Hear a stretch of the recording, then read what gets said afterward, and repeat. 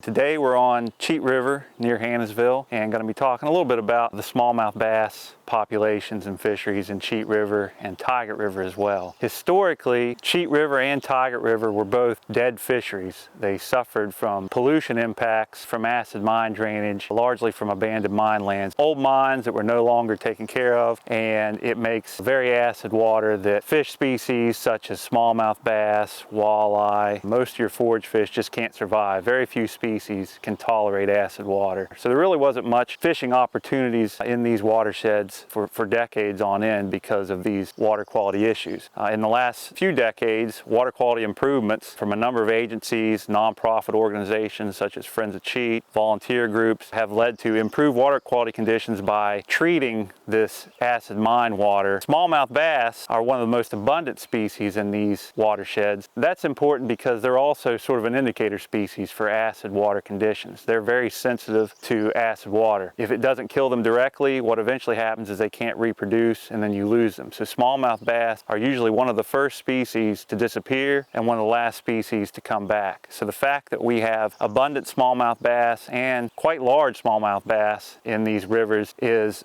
a huge success. This is a huge testament to the water quality improvements that have occurred over the last few decades. Smallmouth bass fishing in West Virginia, there's a lot of opportunities. We're kind of a smallmouth bass state, and they're a fun fish for anglers to target. They fight hard, they're pretty fish, they're important in terms of the river ecosystem as well. They love to feed on crayfish and other aquatic insects, but they also prey on fish as well. So anglers using any type of bait or lure that imitates a crayfish or imitates any of these aquatic insects or small minnows that they prey on is going to lead to success. And you're just going to want to pay attention to where you're seeing fish. They react to the different seasons, so they may move into deeper pools during cold water periods or even when it gets hot, or during hot water conditions. Sometimes you'll see them move up into more turbulent, rapid run areas where the water's more oxygenated. It's just a matter of trying different locations until you find fish and then get on them.